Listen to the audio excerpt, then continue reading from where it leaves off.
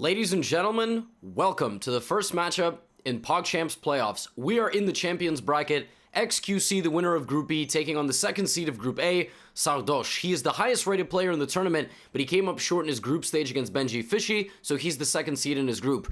Going into this matchup, there was a little bit, a little bit of kind of banter early on. Obviously, xQc is French-Canadian, and Sardoche is French, so there's you French folks and you French-Canadian folks can battle that one out. But a really tough match for xQc. Let's see how it plays out. He called Hikaru 10 minutes before his matchup to get a little bit of prep.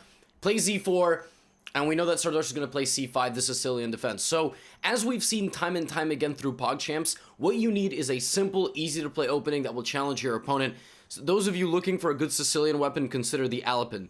xQc plays bishop to c4, d6, and he plays this in a more traditional way with the two knights. And now we get e6, castles, bishop to e7, and xQc plays this move d4. Normally, knight f3 and d4 is played much earlier, even as early as moves 2 and 3, but in general, the transformation of this pawn structure after black plays a6 is kind of like a Najdorf-esque. Normally, the white bishop isn't really on this square, but the way that, like in some transpositions of the Sicilian defense, but in this position, it's actually fine. The only problem is that when xQc plays rook e1, he's now going to get hit with this move b5. But it's fine. It's an open Sicilian. The board is open. Let's have a little bit of fun. So bishop to b3, castles. And really, you need to know how to play these positions before you just go and play them. xQc here should consider finishing his development. He doesn't even need to think about this move. But he plays queen f3. It's a very intriguing idea to try to go here. Of course, since black has gone here and here, black will very naturally respond by putting the bishop on this square. But the problem is xQc doesn't have a huge grasp of the opening, so he's taking a lot of time in what's supposed to be a 10-minute game. Now he plays back to e2 because he doesn't like the pin so much, but you can stay committed to your cause here. Bring the queen here, and then slide her over a square. Line her up directly to the king. Leave the queen there for now. Maybe you go help the queen later with bishop to h6, utilizing this G line, right? That is how we play the game. Maybe it's not the best, but he drops the queen back to e2. Now Sardoche plays b4, so this is just very good understanding from him. He's not saying, oh, I must finish my development. He's saying, wait a minute, how can I attack my opponent in this position? I want to get this. Who's guarding that? This and this. Oh yeah, b4.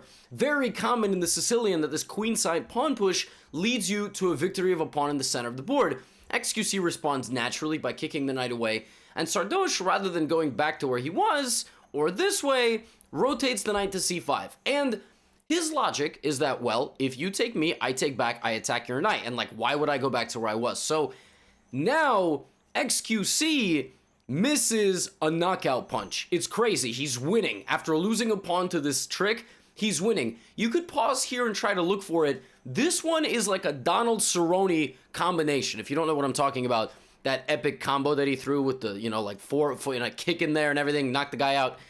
This is a four-step process. So you always need to look for forcing moves, right? Okay, start with this. Takes. Don't stop there. Takes. Why? Takes.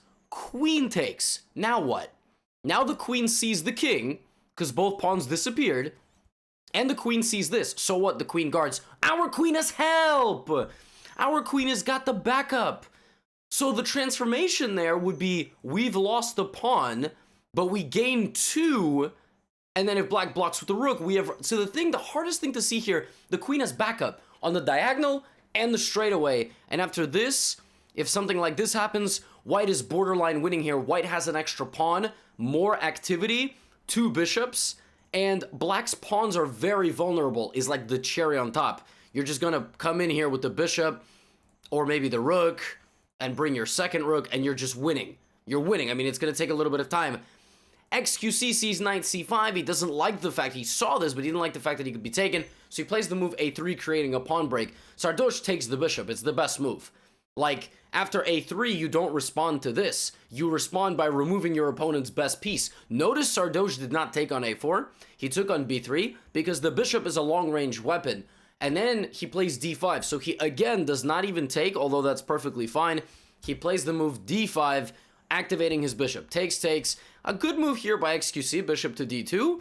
And now a5. Again, you see Sardoche time and time again not taking. He's not the guy that takes. He took the bishop because it was good, but he tries to improve his position without giving anything to his opponent.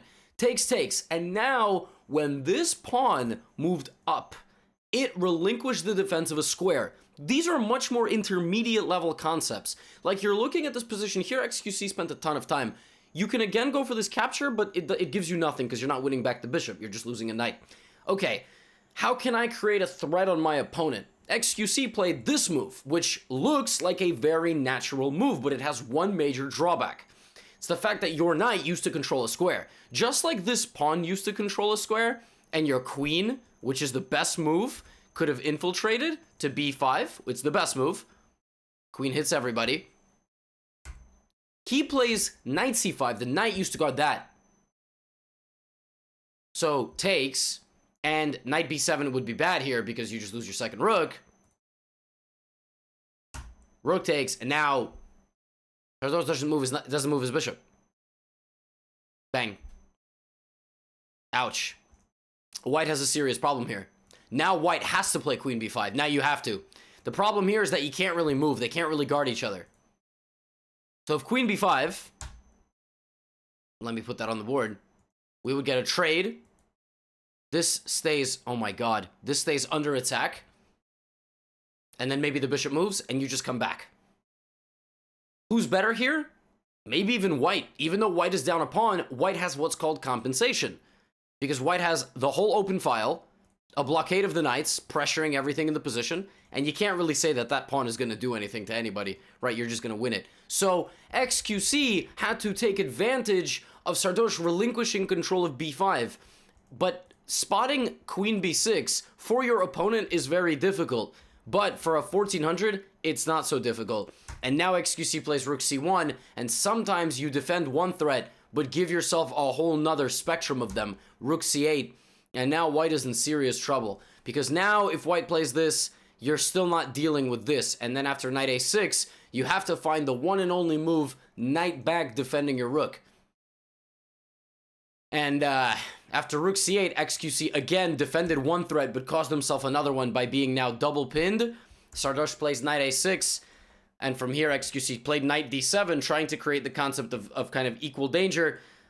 But rook takes queen, knight takes queen, and rook takes rook. And Sardoche cleans this up, I mean, more or less well. One thing that I do want to show is that xQc did not resign. He was trying to get a stalemate.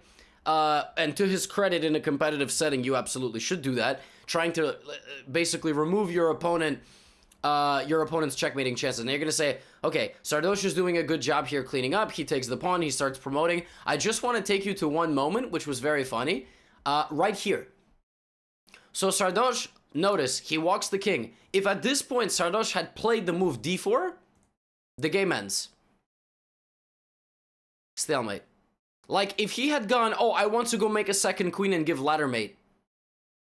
Draw, because bishop covers this. And that was xQc's one chance. But Sardoche shows why he's 1400. And he plays queen g5, locks the king. He doesn't care about any of these other pieces. And then he brings the king. Clean win.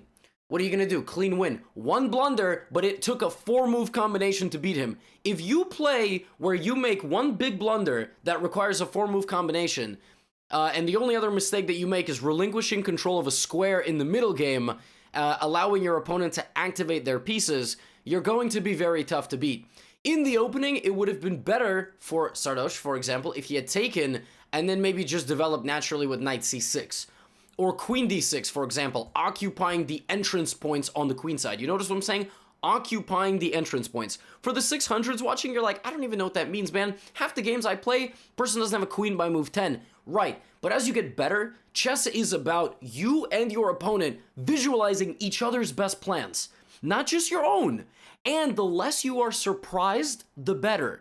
What do I mean by that? You need to anticipate what they're going to do, and as you play more games, you will anticipate more correctly. So, in the second game, xQc has the black pieces. Sardoche is now playing with the white pieces, okay? Now, just so you see this from xQc's perspective, I'm actually going to flip it to the black side. You will see why, okay? because it fits in with the theme of the video and learning and, you know, kind of taking on a person who we're the underdog against. We get d4, d5, bishop f4. So again, xQc needs something against Sicilian after this, and he also needs something against the London, because he does the exact same thing he did against Pokimane, and this is not very good because you've blocked out your bishop. There's no need to do this. If you're going to play against the London, you need to try to undermine the center with a move c5. Keep that in mind. You want to beat the London, you got to incorporate c5. Queen b6 is a threat, then knight c6 piles on the pressure. The way xQc likes to play this, he gets no pressure against the center. And Sardoche plays this in a really funny way. He rotates the bishop back.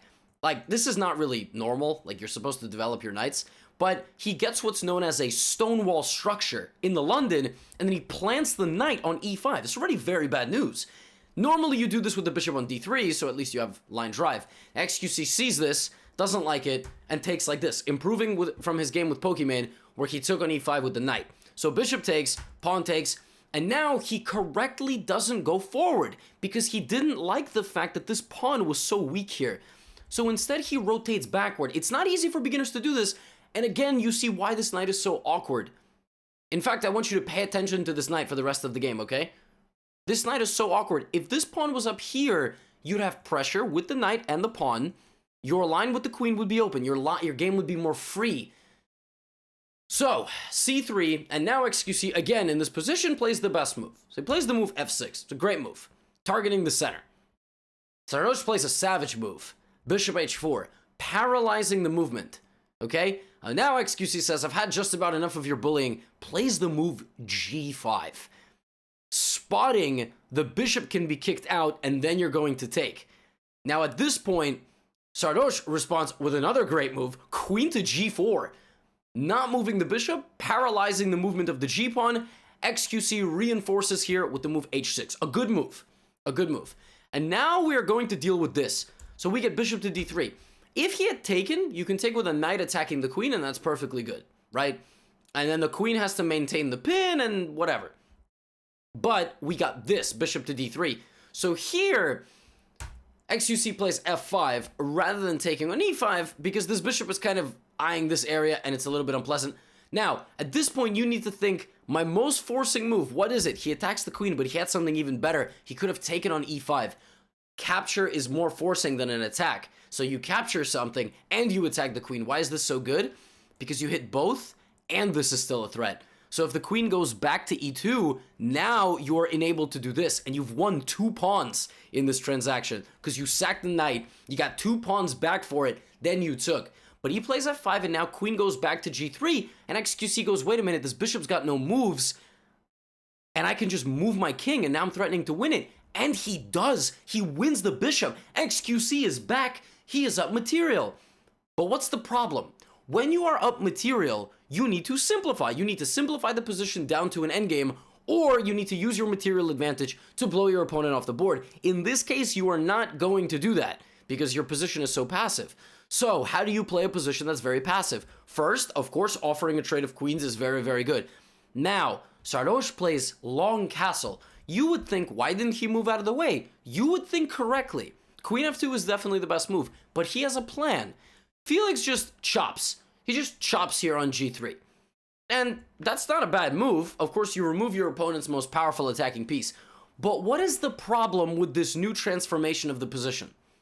If you set doubled pawns, you're too naive. No one cares about the doubled pawns right now. Well, their parents do, and their relatives and loved ones. And hopefully they care about you as well. And if, you know, you're in an unfortunate situation, I care about you, and so does the Gotham community. The problem with opening up this for black is the rook. xQc plays rook g8, which is great, stopping knight g6 and pressuring this. Sardoche responds rook h3. If you know rook h3 is coming, you know the rook's about to bring the older brother to the park, and they're gonna beat you up for making fun of the little brother. So now, if I ask you, how on earth is black gonna defend this position with the incoming assault with rook and then knight and then this? Here's what black needs to do. At least defend this. So when the knight drops back, you need to get the rook up. You also need to activate your queen side. Sometimes, to do that, you need to go back. Because then when the rook is coming, you can go back again. When the knight drops back to come in and attack you, You just guard the pawn with your knight. Now, you've brought your knights to the defense of your king. White has nothing.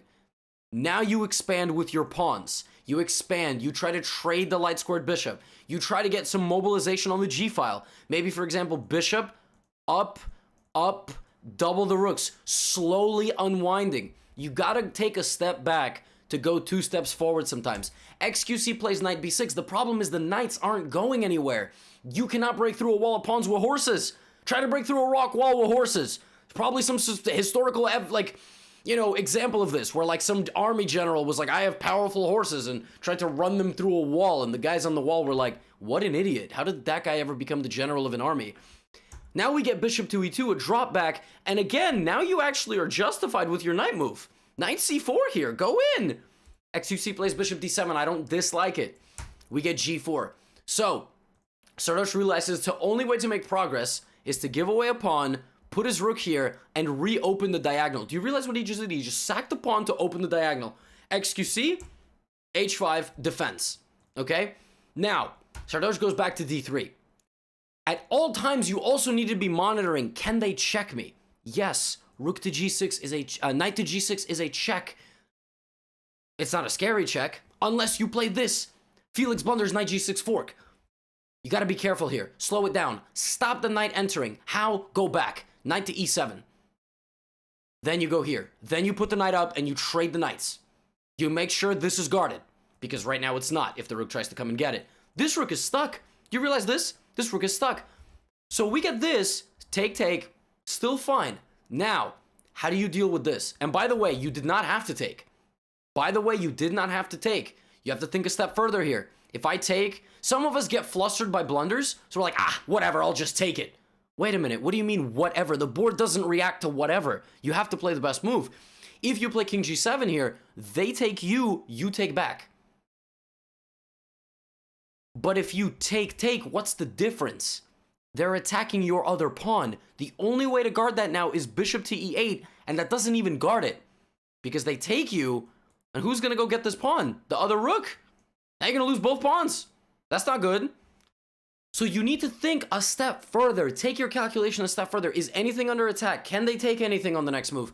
Don't just get flustered. Oh, I'm so dumb. Oh my god, all right, whatever, I'll just take it. No, we all make mistakes. Sardoche made a mistake, right? And he's trying to fight back. And now, tragedy strikes. xQc plays the move king to g7, not realizing that after bishop takes h5, it's an angry rook. A bishop coming in, rook coming in. Remember a long time ago I told you to remember this knight? That knight has not moved since move 2. And that is the danger of putting a knight on such a square. In the beginning of the game, and as it proceeds in the opening, you are not putting pieces just out. You're not just putting them out. You need to put them so they have a purpose and a future. Right? God, that's like philosophical. Y'all could learn from this too. Like, don't just put it out there, like, because you think you have to or something. You need to have some sort of plan in place. And if we go all the way to when that blunder ended up happening, like, all the way here, the knight just stayed there. And now, at this point, it's like the third mistake that kills Felix. Felix cannot run to the h-file. He has to visualize that the rooks are going to come in. He's got to have nightmares of potentially getting ladder mated. And he's got to run his king this way. But he doesn't. He runs the wrong way. And now after rook h1, it's bad news. In fact, it would have been even more bad news if rook takes g4 happened. Say, Levy, what is that? Just here. Yeah, rook g3. So what? King h4. Yeah, but you get paralyzed. All these beautiful pieces that you developed that have no role in an attack and no role in protecting your king. Isn't that crazy? They're just out there. They're just out, but they're not doing anything. Your rook is a little bit better, but it's still not doing anything. So xQc had a snowball effect here, all while having about a minute on the clock, so it makes sense. I mean, how many games have you and I thrown away that we played very well, and then, you know, we saw we had a minute, we went, and we lost all of our pieces? Like, it happens, right? And the problem is that, on average, Sardoche is going to come up with slightly better ideas at more timely moments. That is the difference between a 1050 and a 1400. The 1400 has a deeper layer of openings, middle game transition and planning, and that extra element of being able to fight back from an uncomfortable position and punish you punish you when you make blunders. And the only blunder that xQc made was getting his king stuck like this. And now rook takes g4, king f5, and rook f1. That is the biggest difference. Sardoche checkmates xQc, takes the match 2-0, and big congratulations to him. He played very well. He played very well. This second game, he made it interesting, he made it complicated, and even when he blundered and xQc was sharp, that nice king sidestep to win the bishop, Sardoche fought back. He opened up the h-file, he activated his rooks, sacked the pawn to rotate the bishop back. He created chances from good positions, and he created chances from bad positions, and that is the sign of a very good and experienced player. So, credit to him. And as far as xQc goes, well, hopefully this is not the end of the road. And he had a very tough matchup. He had a very tough matchup in the champions bracket, arguably the best player in the champions bracket. So Sardoche moves on to play the winner of Ludwig and Logic. That will happen either tomorrow or the day after that. Hopefully these were nice and instructive games for y'all, and much love. Much love, and I'll see you in the next recap.